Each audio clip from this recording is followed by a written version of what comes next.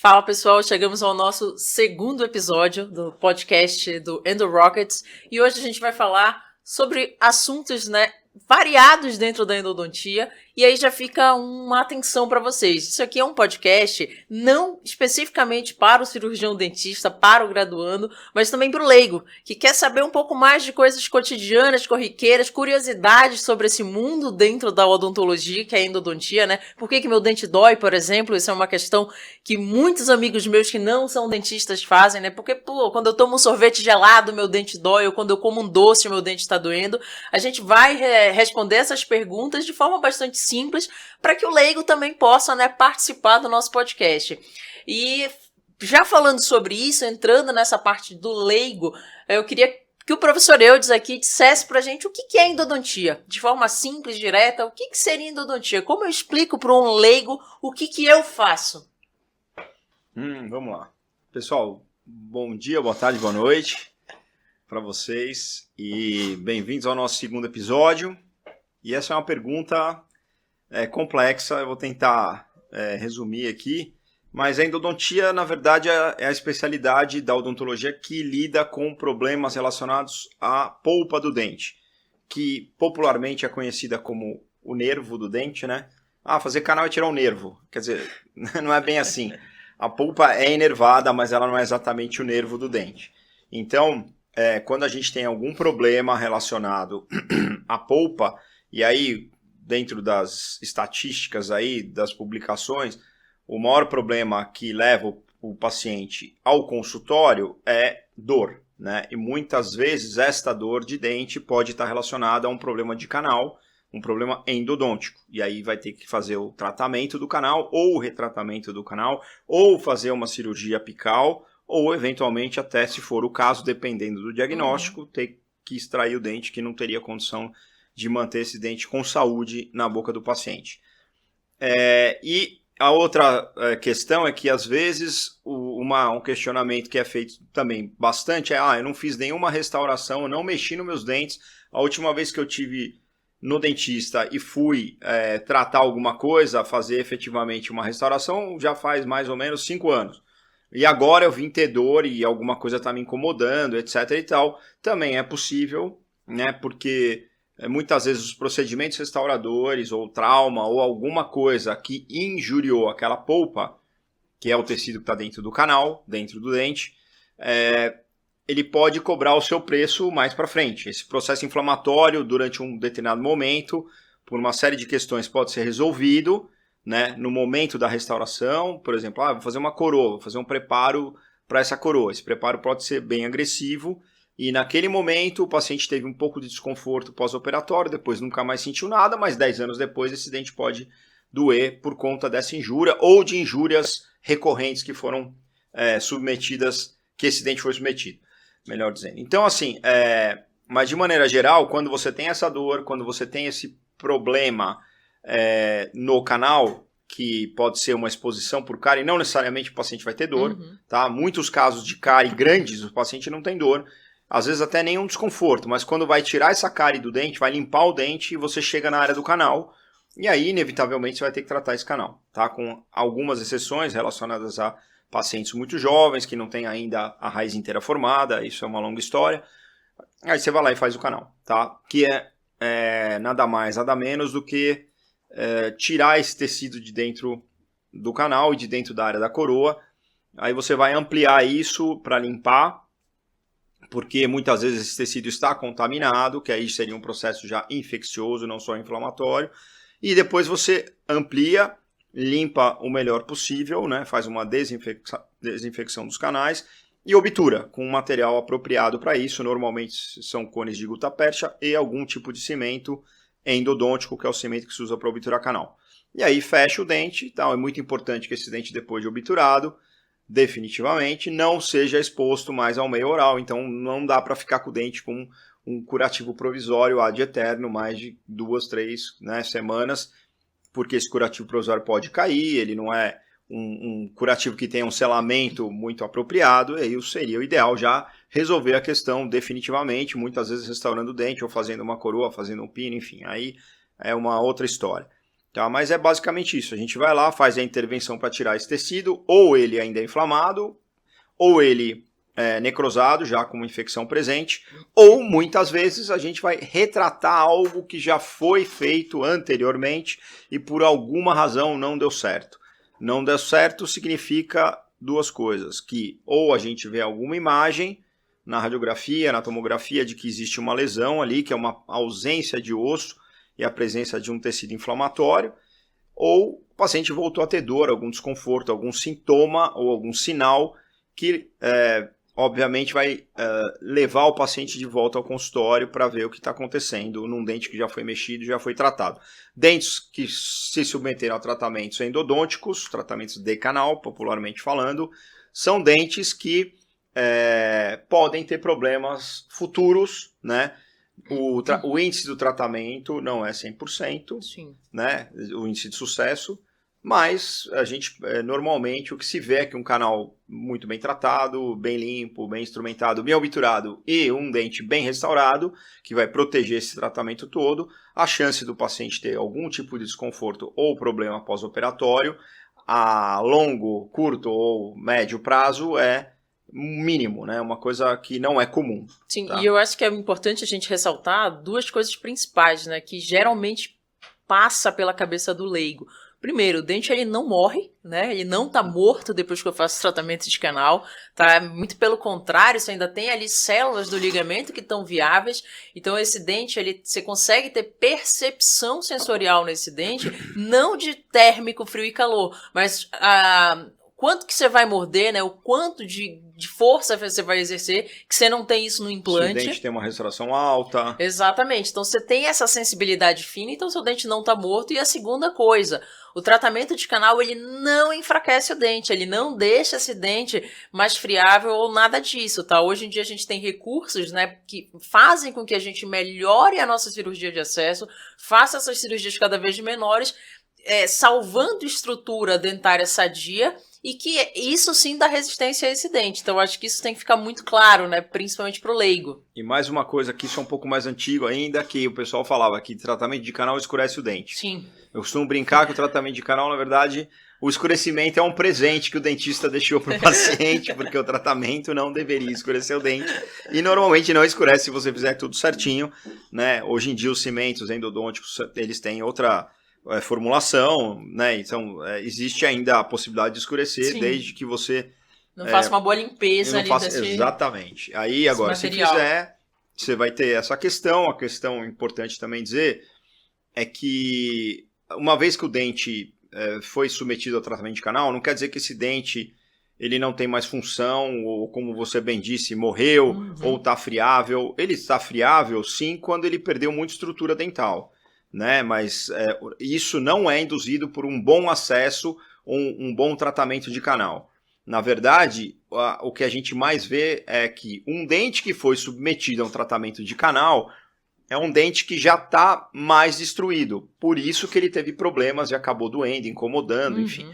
Aí você tem que fazer o tratamento de canal. Mas não é que...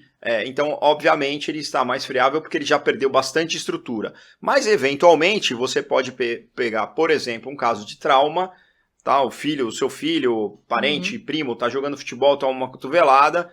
Na verdade, ele não pode, não necessariamente ele precisa quebrar um pedaço desse dente, mas essa cotovelada vai fazer com que o dente tenha uma movimentação intensa dentro do alvéolo, dentro do osso. Essa movimentação faz com que o feixe vasculo nervoso, que nutre o tecido pulpar, que é o que a gente está falando aqui, acabe perdendo essa função. Vai ficar esse mal comparando, né, leigamente comparando, é como se você amarrasse um torniquete no seu dedo e você deixasse o seu dedo amarrado por semanas, por dias. Ele não vai ter mais a nutrição necessária, não vai ter a oxigenação, nem o sangue, para poder manter aquelas células vivas. E com o dente é mais ou menos a mesma coisa. Se você traumatizar de forma que rompa esse feixe vasculo nervoso, que entra lá no dente pela ponta da raiz, né, normalmente lá pelo ápice que a gente fala, você vai ter um problema semelhante e o dente vai necrosar e mesmo não tendo uma cavidade, uma cárie ou alguma coisa restauradora, esse dente pode ser submetido ao tratamento de canal. E aí que a gente vê bem que esses dentes não têm nenhum tipo de comprometimento com relação à estrutura ele não fica mais friável, ele não vai quebrar com mais facilidade que outro dente não tratado, porque afinal de contas ele só tem o acesso feito. Você falou de acesso endodôntico, é o acesso que é a abertura que a gente faz no dente para poder fazer o canal. Tá? Esse é o acesso. Então, assim, essas coisas a gente já escuta há muitos anos, foram disseminando e tal. E hoje em dia a gente, graças à ciência, né, a gente consegue provar que isso não é uma questão, não é uma associação totalmente correta, né? Que, infelizmente, muitos dentes são tratados dos canais já têm uma perda estrutural muito significativa, e obviamente eles são mais frágeis, mas não é o tratamento em si que vai causar essa fragilidade. E também não existe nenhum problema do ponto de vista biológico de você remover a polpa desse dente, porque normalmente esses dentes já estão com a raiz inteira formada, completamente formada, tem a estrutura já pronta, e isso não causa nenhum malefício ao dente a partir do momento que essa estrutura já está pronta. Né? Aí já é diferente quando você pega, por exemplo, um jovem, né, um paciente muito jovem, por exemplo, a gente está falando de futebol, um menininho de 8 anos tomou uma cotovelada e aí teve que mexer no dente anterior, no incisivo aqui da frente, e aí ele acaba não tendo a raiz completamente formada. Isso pode ter alguma consequência não só para o tratamento, mas pode implicar que talvez lá no futuro ele tenha que mexer nisso de novo. É uma coisa mais complicada. Tanto é que aí existem outros tratamentos que a gente com certeza vai abordar aqui em algum momento, mas a princípio é isso, né? Não é um tratamento que cause nenhum tipo de malefício, pelo contrário, a gente está tirando a dor do paciente, né? A gente está fazendo algo que vai te livrar da dor e te livrar da infecção. Tá? Isso é uma outra questão importantíssima, porque vários dentes com canais tratados ou que precisam receber um tratamento de canal têm uma infecção. E a gente consegue controlar, combater e eliminar essa infecção, tá? Com toda a segurança, com toda a propriedade e com o acompanhamento de anos e anos e anos de estudos que mostram para a gente que isso acontece. Né? Afinal de contas, a gente tem muitos endodontistas, muita gente faz canal. Se fosse um tratamento que não desse certo, como eventualmente, vez ou outra, a gente escuta, como se fosse uma alternativa ao tratamento, você fazer um implante, por exemplo. Tá? Ah, não dá, tem que fazer canal, não dá, não vai dar certo, vamos fazer implante. E não é bem assim. Cada caso clínico tem a sua história, tem as suas características e tem o seu diagnóstico, e a partir desse diagnóstico a gente vai chegar a um plano de tratamento. E as infecções, o ponto que eu quero chegar é o seguinte, que as infecções de canal são absolutamente contornáveis, combatidas e o tratamento dá certo. Como a gente sabe que dá certo? Em primeiro lugar, a dor passa, que a dor é um sintoma, muitas vezes, de um processo infeccioso, tá?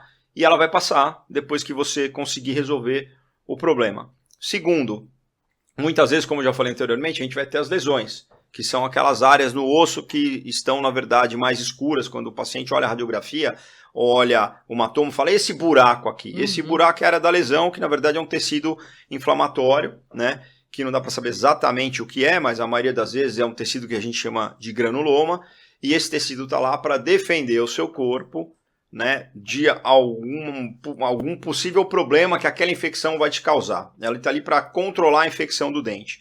E quando você faz o canal, faz o tratamento endodôntico e ele é bem sucedido, e automaticamente essa lesão vai ser reabsorvida pelo nosso próprio organismo e vai formar no lugar dela o novo tecido ósseo. Tá? É uma neoformação óssea, um tecido osso exatamente igual ao que era anteriormente. Aliás, é uma característica dos tratamentos endodônticos. Quando a gente perde osso, né, no sentido horizontal, perde osso por um problema gengival, normalmente esse osso não se recompõe. Né? Ele não consegue, mesmo com o tratamento periodontal, tratamento lá da gengiva, raspar, etc. E nas questões endodônticas isso acontece. Né? Então a gente não é para confundir, porque às vezes o paciente fala, não, mas então o osso que eu perdi vai voltar. Sim, o osso de uma infecção endodôntica, se tudo correr bem, ele vai voltar. Né? Mas se o tratamento der errado, aí você vai para o plano B, que aí, enfim, a gente tem várias outras questões. Agora, até uma coisa que eu acho também importante, aí você pode falar sobre isso, é a questão desse grande medo que as pessoas têm de uma infecção. Né? Pô, eu tenho uma infecção de canal, e aí? Como é que a gente vai fazer? Eu vou morrer por causa disso? Eu vou ter uma endocardite por causa disso? Né? Então, por favor, Simone. Na verdade, assim, as infecções, né, elas não passeiam pelo nosso corpo. Quer dizer, elas até passeiam pelo sistema circulatório. Só que não quer dizer que eu tenho um problema especificamente de canal num dente que eu vou morrer por causa disso. Primeiro, você tem que fazer um correto diagnóstico, e aí eu acho que essa é a maior importância. Você levantou o gancho da dor, a gente vai ter um episódio falando de dor, né, de origem endodôntica, dores de origem não endodônticas, que muitas vezes te confundem e que a gente precisa fazer um diagnóstico diferencial. Então, muitas vezes eu recebo mensagem, principalmente via WhatsApp, para eu dar o diagnóstico, né? Aí me manda uma imagem, aí me conta mais ou menos o caso e quer que eu fale o que o paciente tem. Gente, não dá, né? O diagnóstico do WhatsApp. É meio impossível isso. Mas a questão das infecções, que eu acho que é um mito, às vezes é um grande problema para muita gente, achar que o paciente vai ter isso disseminado pelo corpo inteiro. Gente, a gente tem que agir localmente, né? O Valtinho sempre fala, abscesso curado, abscesso drenado. Então não adianta nada, muitas vezes eu passar só medicação sistema para o paciente e não intervir localmente, porque eu não vou estar resolvendo esse problema, eu vou estar resolvendo de forma capenga esse problema, que muitas vezes, né, fazendo um acesso, conseguindo limpar, achar todos os canais, fazer uma boa limpeza, sanificar aquilo dali, eu vou conseguir resultados extremamente satisfatórios e vistos do ponto de vista tomográfico, né? Que é o melhor exame que a gente pode ter. Você tem que lembrar, a imagem radiográfica, mentira necessária. A gente trabalha com ela porque está ali no nosso dia a dia, mas o ideal seria um exame tomográfico, que você consegue ver isso tridimensionalmente, de forma mais fidedigna, né? Aquela imagem, o tamanho, e você vê a resolução acontecer quando você tem tratamentos bem qualificados. E bem sucedidos, né? Exatamente. E, na verdade, aí uma outra observação é que não necessariamente um tratamento endodôntico que foi bem executado vai dar certo. Infelizmente, a gente não tem um índice de sucesso de 100%. Ele é bem alto, mas ele não chega a 100%. E aí você talvez tenha que fazer uma nova intervenção para tentar ampliar mais o que você já ampliou, né? O tratamento do canal, como eu disse, consiste em ampliar. E aí você talvez tenha que ampliar mais, a gente tem um grande problema com a anatomia dental, a anatomia é um grande desafio, a gente tem canais não muito convencionais às vezes, que a gente não alcança nem com o instrumento que a gente usa para tirar esse tecido e às vezes até com os líquidos que a gente irriga o canal para tentar dissolver esses tecidos, e aí a gente vai ter uma falha, e muitas vezes essa falha só vai ser resolvida via cirúrgica, porque é a oportunidade que nós vamos ter para tirar esse pedaço do dente que tem uma anatomia não convencional, ou às vezes até é convencional, né? Sim. A gente sempre lida com ela, mas os istimos, né? Mas a gente, enfim, às vezes tem que ir para o plano B. Então, se você tem algum tratamento de canal que já foi feito e falhou, muitas vezes não é a culpa da qualidade do tratamento. A maioria das vezes viu, gente? Mas muitas vezes não é. E aí a gente tem que fazer, por isso que se faz o diagnóstico e tal, e para definir o que vai ser feito como maneira corretiva para evitar essa infecção. Mas eu acho que a história da infecção também é importante lembrar aqui, o pessoal mais velho, teve uma campanha uma vez do CRO que eu achei muito infeliz, que eles colocaram alguns outdoors em São Paulo com o dente pode matar. Foi uma forma de você, sei lá, assustar o paciente e levar ele para o consultório. Chamar atenção, é um negócio meio... Porque assim, gente, se nós formos considerar essas infecções crônicas como possíveis infecções que vão levar os pacientes a óbito, a gente teria uma disseminação da população. Porque se a gente passar na rua aqui, for pegar qualquer transeunte aqui, fazer uma tomografia dele, se ele tiver um canal tratado, provavelmente, talvez, dependendo da idade do paciente, ele vai ter 1, 2, 3, 4 canais tratados. Se tiver alguma infecção ali, talvez ele nunca tenha sentido absolutamente nada por conta dessa infecção, e aquilo nunca vai levar ele a óbito, nem vai complicar em nenhuma hipótese a saúde dele. Mas, assim, veja bem, eu não estou querendo dizer que a gente pode deixar infecções na boca, isso é super importante, especialmente para alguns tipos de paciente, alguns tipos de comorbidade que esses pacientes têm, mas de maneira geral não é algo para as pessoas enlouquecerem, correrem para achar que vai virar câncer, por exemplo. Achar que vai virar câncer, sim. Então, assim, essas infecções, na grande maioria das vezes, são crônicas, né? Essa cronicidade faz com que o paciente fique assintomático, e o cara muitas vezes não dá a menor bola para isso e vai tocando aquilo. Até às vezes tem uma infecçãozinha que a gente chama de abscesso crônico, que drena uma fistulazinha, parece uma espinha dentro da boca e fica drenando. Tem pacientes que passam 1, 2, 3 anos com isso. Acorda de manhã, vai lá, aperta dentro da boca, sai um pouco de secreção e o cara convive com aquilo perfeitamente bem, né? A gente brinca, né? Se estivesse sangrando o olho, o cara corria no oftalmo no mesmo dia. Mas se for sangrar a gengiva, aí não tem problema. Mas enfim, voltando à história desse problema sistêmico relacionado às infecções de canal, o grande problema que a gente tem, e alguns até com histórias muito tristes e finais muito complicados, normalmente se dão por conta de muitas vezes é o diagnóstico que não é feito de maneira correta, e quando é feito o diagnóstico, a gente tem os dois lados da moeda. O lado, muitas vezes, do paciente que não faz o que é necessário, ele não segue a orientação do profissional e vai empurrando aquilo com a barriga. Então, eu conheço inúmeros casos de pacientes que tiveram abscessos muito graves. Para quem não sabe o que é abscesso, é quando o paciente incha, forma uma secreção em algum ponto da boca em decorrente de um problema. Pode ser de um problema periodontal, pode ser de um problema de canal, pode ser de um problema de um dente que foi extraído, enfim, mas vamos aqui só nos ater às questões do canal. E aí o paciente fica com aquele abscesso e toma um pouco de medicamento por conta, toma antibiótico, daí para de tomar, não toma o antibiótico certo, não toma pelo período correto, e depois vai empurrando aquilo com a barriga, melhora, ele vai lá na frente, tem outra crise, aí outra, toma de novo, ou seja, ele vai ainda causando uma resistência daquelas bactérias que vão sobrar, que são as mais resistentes, e assim vai, até um dia que aquilo pode estourar de forma muito mais drástica e o cara vai ter que ser internado. Sim. E pode eventualmente ter um edema de glote, dependendo da condição do abscesso, se drenar para o lado interno aqui do assoalho da boca e não vai conseguir respirar, ou uma septicemia, que eu acho que a maioria dos pacientes com infecções de canal que chegam a óbito, eles acabam passando pela septicemia, né, que é uma infecção generalizada e muito difícil de ser controlada. E o paciente já chega super debilitado. Então, assim, a gente não pode bobear com essas coisas, mas o importante é saber que uma infecção crônica, ela tem menos chance de evoluir para um problema mais grave.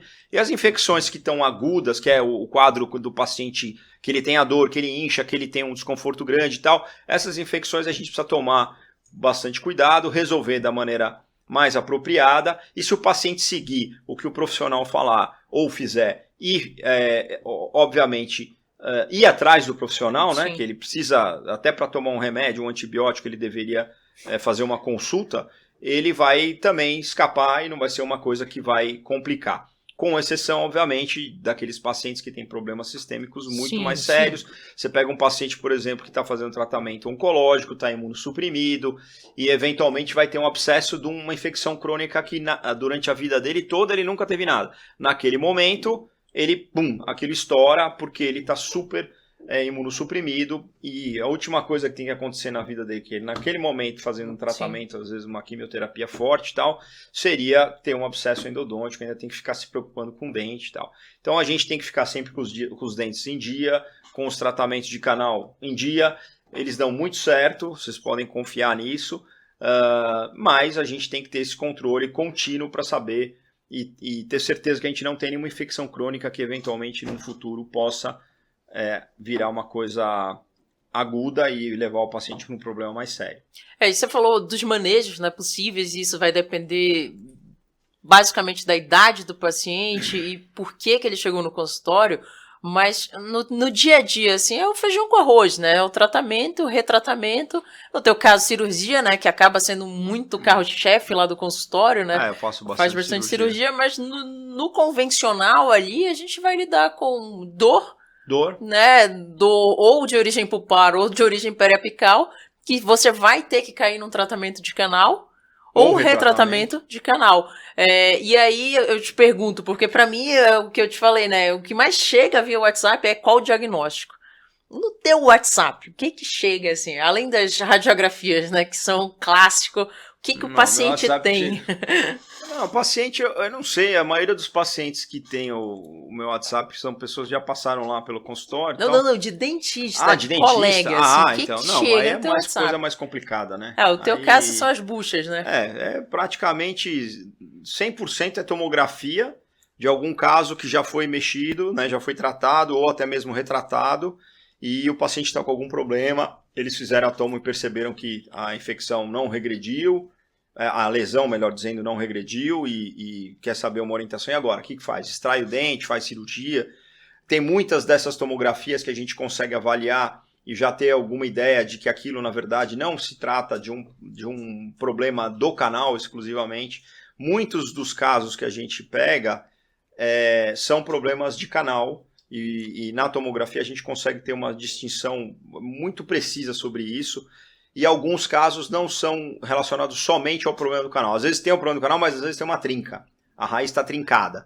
O que é diferente de uma fratura. Uma fratura Sim. é muito mais fácil de você identificar, porque normalmente na radiografia já aparece a separação das partes ali e você vê aquilo com uma certa facilidade. E o dente, obviamente, com o dente fraturado, não tem o que ser feito, você tem que extrair e é o caminho único. Um dente trincado também não tem o que ser feito. Mas o que a gente tem visto nos últimos anos até pelo próprio laudo errado dos institutos de radiologia, que isso precisa ser dito e a gente tem que tomar muito cuidado, eles já têm já induzem o paciente a acreditar que o dente tem uma trinca. E o dentista, né? O dentista acredita, porque Sim. também não vai ver a tomografia, o volume Rodar, inteiro, né? Vai só querer saber de ler o laudo, que também está errado, né? Mas aí já vai induzir o dentista e o próprio paciente a uma alternativa que não é a melhor, que ele vai extrair o dente, porque um dente trincado Sim. tem que ser extraído. Mas você ter uma suspeita de trinca é longe de você ter o diagnóstico fechado de trinca. Né? Então aí, e tem as maneiras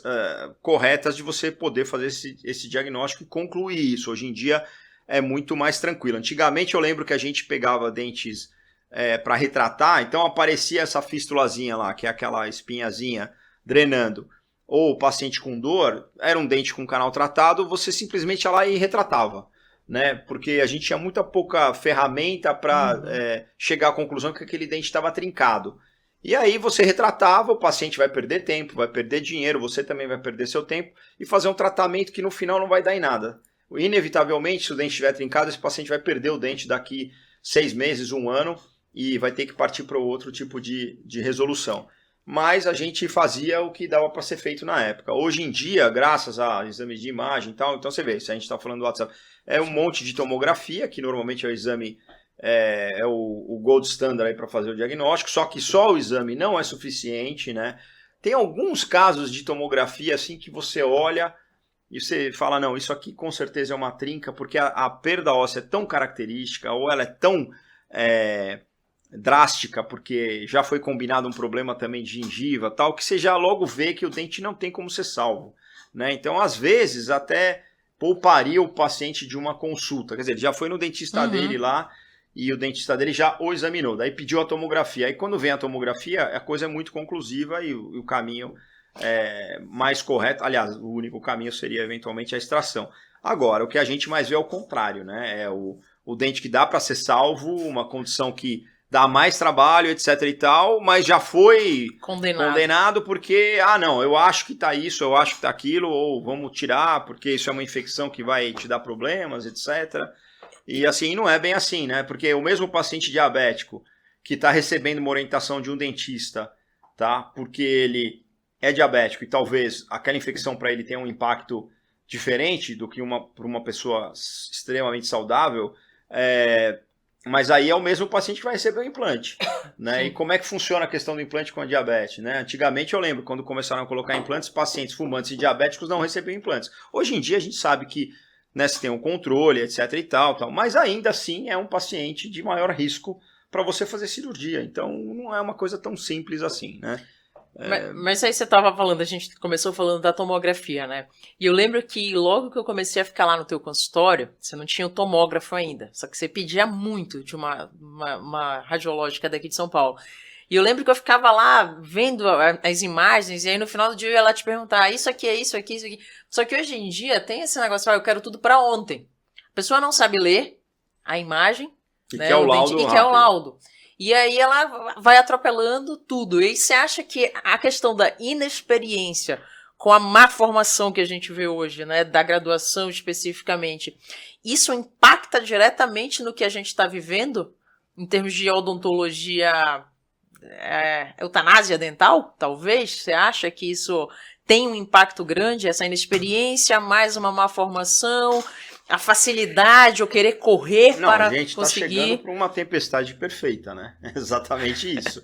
Porque eu acho que numa época onde os implantes vieram de forma muito agressiva, né? A indústria de implante, ela chegou chegando, né? Era um nicho a ser explorado e eles ganharam muito dinheiro com isso. Não digo que não deveriam ter ganhado, porque os implantes foram um grande benefício para a odontologia, não sou contra implante, muito pelo contrário. Mas a gente percebeu um movimento aí de que era muito fácil de tirar um dente, né? Isso é uma coisa triste. Como diz o Martin Trope, né, que é um professor americano, o problema do canal não é a desculpa para você extrair um dente. Sim. Você conseguiria resolver. A desculpa para extrair um dente é o dente não ter condição gengival ou periodontal, ou não ter uma condição porque está trincado ou fraturado. O resto, teoricamente, aliás, existe uma outra questão que a gente esqueceu de falar. Restaurabilidade. O dente está um cacareco, obviamente não tem nenhuma condição de ser feita uma restauração que tenha previsibilidade, o mínimo de previsibilidade, de ficar na boca durante alguns anos. Mas isso é uma coisa assim, juntando toda essa questão da falta de conhecimento, né, que muitas vezes não é nem culpa do aluno, mas a gente hoje tem os cursos de odontologia ruins, né, que são máquinas de ganhar dinheiro, nem sei se dá tanto dinheiro, caça-níquel, né? A gente tem aqui, falaremos sobre isso também em breve, mas temos no Brasil, aí, salvo engano, que 640 e tantas faculdades de odontologia, que são mais faculdades do que tem no resto do mundo inteiro. Então é impossível você manter essa formação, né? Sim. A gente está vendo o mesmo acontecer com a medicina, tá? Se bem que agora parece que foi proibido a abertura de novos cursos de medicina. O Congresso, na verdade, a gente sempre teve muitos médicos que foram deputados e conseguiram segurar essa história na medicina. Na odontologia era mais esculhambado mesmo, e a gente já começou desde os anos 90 a ter uma abertura indiscriminada de escolas, né? Escolas que não teriam condição de educar ninguém, né? Porque não tem a mínima carga horária para você fazer um dentista formado com uma base científica e clínica adequada, né? Que eu acho que o mínimo era o que a gente tinha lá nos anos 80, 90 e tal, e obviamente tem escolas que são, eu acho que infelizmente hoje são as exceções, né? Porque a norma hoje eu acho que é você ter um curso muito fraco, e isso vai formar dentistas com pouco conhecimento, com pouca experiência, com pouca condição de atuar. E aí vai ter um monte de besteira acontecendo, como a gente também vai ver na área médica cada vez mais, né? Só que muitas vezes a besteira do dentista vai custar um dente. Na medicina, talvez isso custe uma vida. E na nosso caso também pode custar uma vida, né? Um tratamento mal conduzido de uma infecção grave pode levar o paciente a óbito também. Então é complicado o que a gente viu se desenhar nos últimos anos, né? Aliás, eu acho que é essa a grande questão dos cursos de pós hoje, né? A gente tentar suprir um pouco ou muito o que está faltando pro graduando, né? Pro graduando e a gente tentar minimizar essa consequência mais séria. Mas é complicado, né? A gente vê a dificuldade, a própria dificuldade de dar uma anestesia efetiva, que é uma coisa muito importante em endodontia, que é outro mito, né? Não, fazer canal dói. Sim. Não dói, gente. Fazer canal não dói. Se der uma boa anestesia, hoje a gente tem sais anestésicos maravilhosos, que tem uma eficácia enorme, até em casos de dentes quentes, né, que a gente chama de dente quente, aquele segundo, terceiro molar inferior com muita dor, o paciente chega no consultório que ele não suporta nem o ar que você joga para secar o dente ou água, e isso você consegue uma analgesia perfeita. Mas aí entra também a questão, né, o cara não sabe anestesiar, não sabe anatomia. Então. Esse é o ponto, não sabe anatomia. Não sabe anatomia, aí não sabe usar o anestésico. Exato, mais apropriado. Aí começa a falar, porque em dente inflamado a anestesia não pega. Gente, pelo amor de Deus, né? Mas é complicado. É complicado. Então eu vejo que hoje a gente tem um quadro aí gravíssimo, né? O ensino no Brasil já é uma coisa que não é novidade, né? Para todo mundo. A gente não tem a menor valorização, desde o ensino infantil até o ensino superior. A gente tem as ilhas de conhecimento, de excelência, né? O que num país não deveria funcionar dessa forma. Então, quem tem dinheiro para pagar a escola particular boa para os filhos, escapa da rede pública e você consegue botar o seu filho numa faculdade boa, que muitas vezes é pública, né? É um contrassenso isso. E aí, quem está na pública acaba escapando, né? Não conseguindo ter uma chance de competir de igual para igual e vai para uma faculdade particular, vai tirar um diploma que muitas vezes não vai servir para nada na vida dele, né? E é uma situação lamentável que, assim, não é uma questão que a gente possa resolver na ponta do problema, né? Que nós somos a ponta. O que a gente pode fazer, eu acho que com a informação, é minimizar a quantidade de besteiras que vão acontecer, porque a gente, né, vai levar algum conhecimento, experiência, etc., mas, infelizmente, o problema já está colocado e enquanto não houver uma política pública muito forte que cuide disso efetivamente, a gente vai continuar vendo isso acontecer cada vez mais, né? E vai ter cada vez menos confiança. Eu acho isso péssimo para a nossa classe, né? Qualquer problema que exista com um dentista, ele aflige todo mundo. Com certeza. Né? Uma coisa que, infelizmente, é assim que as coisas funcionam. E a nossa classe vai ficar cada vez menos, cada vez mais desprestigiada, desacreditada. E o que nos resta é tentar educar e fazer a diferença naquilo que a gente possa atingir, que eu acho que seriam aí nos nossos cursos, de repente uma pessoa que tem dúvida sobre alguma coisa e por acaso está assistindo isso e viu, não, mas então eu sei que é canal, eu sei que é isso, sei que é aquilo. Talvez a gente possa iluminar um pouquinho, né, ou melhor, orientar um pouco Sim. esses pacientes, esses alunos, esses profissionais que tiverem alguma dificuldade. E sempre vai ter coisa boa pro aluno, pro dentista correr atrás. Não estou dizendo que nós somos os únicos. Tem muita gente boa aí no mercado, dando cursos sérios, falando sobre coisa séria, que vale a pena ser ouvido, né? Claro, e você aprender. Tem muita gente boa. O ensino no Brasil, na odontologia, em muitos centros ainda é muito bom, né? A gente ainda tem... em alguns pontos aí faculdades excelentes, então é essa a história, né? Mas é uma diferença brutal. Hoje você tem nos Estados Unidos acho que 50 e poucas faculdades.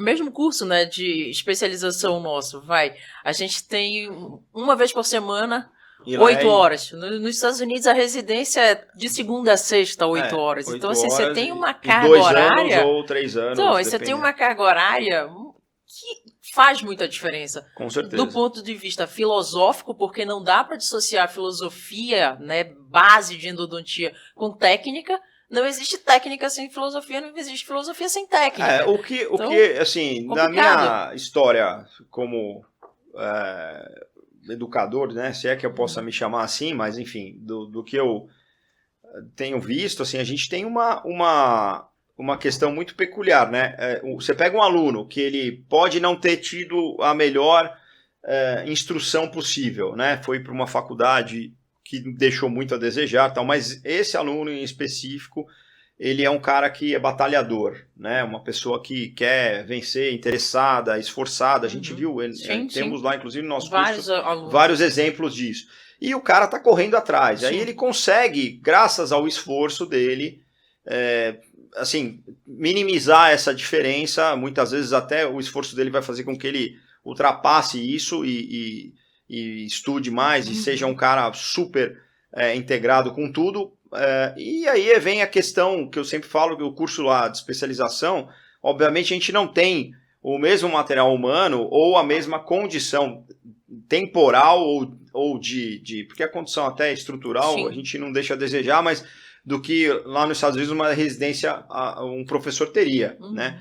Mas a grande diferença, eu acho que assim, aqui a gente não precisa passar tudo para o aluno, ele não precisa sair do curso sabendo fazer um tratamento de canal absolutamente magnífico, porque isso ele vai pegar com o tempo, mas ele tem que ter lá a sementinha na cabeça dele do que é certo, do que é mais científico, do que é mais correto, para amplificar isso e para, num momento secundário, com experiência, ele conseguir chegar num nível que um endodontista americano se forma, porque ele tem um requerimento lá de 300 canais na residência. Aqui a gente não consegue fazer nem perto disso, mas, enfim, são coisas que vai depender muito da pessoa, né? É uma coisa que a gente acaba individualizando muito.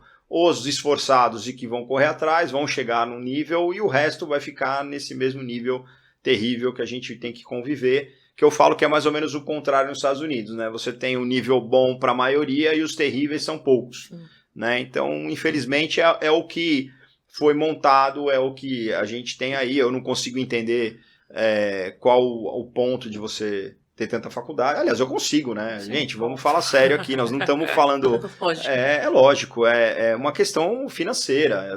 São faculdades que querem ganhar dinheiro e se você fosse ter o mínimo critério e rigor para avaliar essas escolas... A metade estava fechada. Foi metade... Como foi lá no início dos anos 90, que existiu um planejamento para avaliar, foi quando a gente falou no primeiro episódio da questão que os professores tinham que procurar um curso de pós para fazer mestrado, doutorado, etc. E a educação estava sendo levada mais a sério, né, no ensino superior. Depois abriu um monte, né, de faculdade. Aquilo ali foi Mas o mesmo mestrado, doutorado também, eu acho que tá meio várzea hoje. Pelo menos eu via recentemente aluno defendendo mestrado com revisão de literatura. Que é isso? Revisão de literatura? Pô, isso é monografia de curso de especialização, graduação. Mas então, enfim, eu acho meio complicado. Mas tudo é o reflexo, né, sim, Simone? sim. A gente já vem lá de baixo sim. E não há de se esperar mais nada, né? Assim, é mais ou menos hoje aquela história, cada um por si, né? Vamos correr atrás e tentar fazer o melhor da nossa parte, porque eu acho difícil mudar essa máquina, né? E enquanto não se investir em educação no Brasil, a gente também vai continuar com tantas dificuldades que a gente tem, inclusive para escolher os nossos às vezes eu acabo pensando, né, que talvez eu viva num mundo utópico de achar que todo mundo tinha que estudar e depois fazer endodontia, ser especialista em endodontia e não canaleiro, que é o que a gente está vendo hoje em dia, né? Se pega mesmo alguns alunos que entram no curso, a pessoa quer ir para a clínica. Ela não sabe anatomia e quer ir para a clínica. Mas eu quero fazer canal, quero ganhar dinheiro. Cara, ganhar dinheiro fazendo bobagem... Desculpa. Não, e é uma carreira curta, né? Exato, exatamente. Isso que as pessoas também precisam entender. A questão de carreira é uma questão que você investe para você colher lá na frente. Se você tiver uma atitude adequada e trabalhar de forma adequada, você só vai construir as coisas. É como você está construindo uma parede, né, de tijolo bem montado, uma coisa que tem uma estrutura firme e baseada em algo que é sério, e você daí para frente só vai progredir.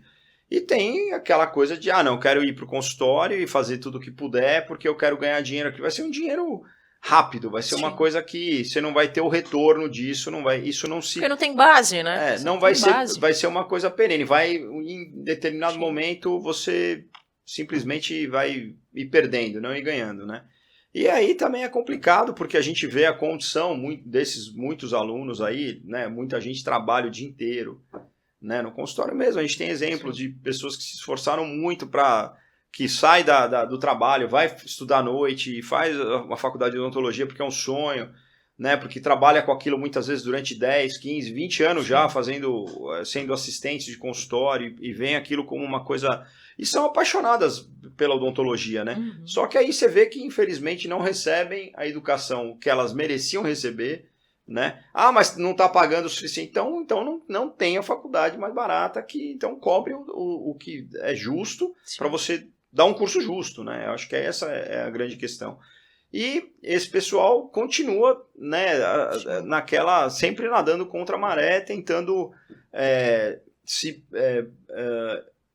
especializar e tentando se aprimorar, mas sempre vai ser uma coisa mais difícil, capenga, né? Vai ser. Então, assim, eu tiro o chapéu, a gente tem vários alunos em situações muito semelhantes e eu fico assim abismado com a força de vontade que esse pessoal tem, e esse pessoal tenho certeza que vai dar certo, porque eles dependem deles para as coisas acontecerem, e isso é uma coisa, eles têm uma força, uma coisa que me deixa impressionado, é um negócio que eu fico abismado. Afinal de contas, eu saí de uma escola boa, entrei numa faculdade boa, fiz o curso, meu pai me sustentava, eu nunca precisei me preocupar em trabalhar, em fazer outra coisa. Para pagar a conta, me preocupar, quer dizer, conseguir ir para fora, quer dizer, isso tudo é um ciclo, né, virtuoso. Mas não quer dizer que a gente não tenha estudado muito, né? Não tenha batalhado muito, porque é engraçado. Essa semana eu estava vendo o Hitz falar isso no Instagram, né?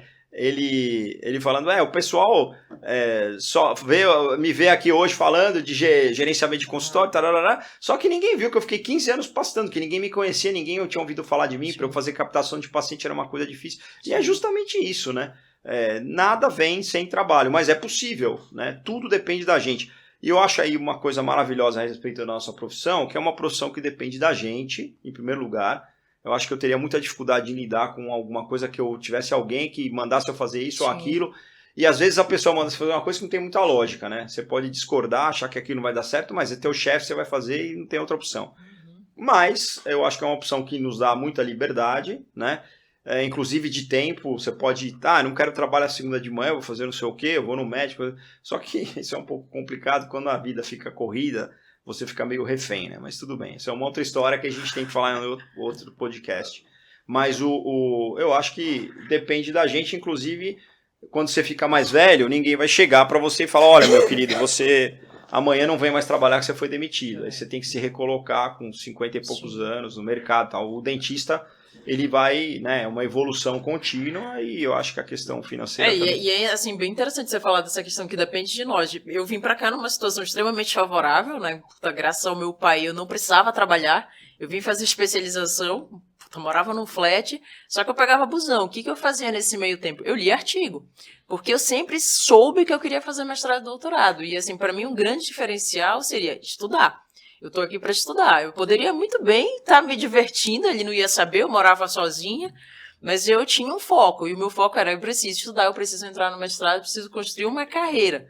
Então, eu acho que essa também é uma grande diferença. Ninguém sabe. Hoje em dia a pessoa olha lá, trabalha com fulano, com Beltrano, tá bem, assim. Mas, puta, ninguém sabe, né? O quanto que eu tive que sair, 11 horas da noite, pegar ônibus na USP do centro de trauma pra chegar na minha casa.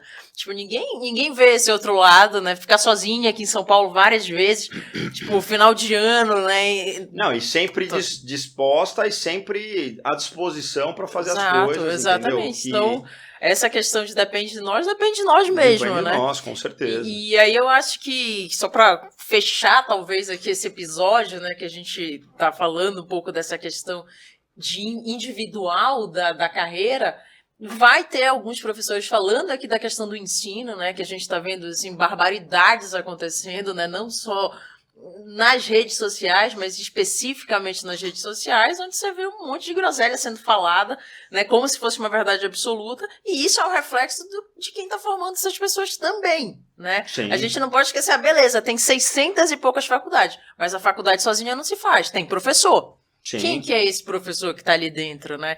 O cara tá ganhando uma miséria de salário, mas tá lá, eu sou professor da faculdade XYZ, trabalhando nas coxas e formando o que a gente está vendo. Então, assim, tem que fazer aí uma meia-culpa também, lógico, a classe, porque não é só a culpa da universidade, que é o caça-níquel. Não, tem aquele cara que está lá por trás, né, falando, eu sou professor da disciplina de endodontia. Se for para apontar culpados, tem muitos, né? A gente vai ter uma lista interminável.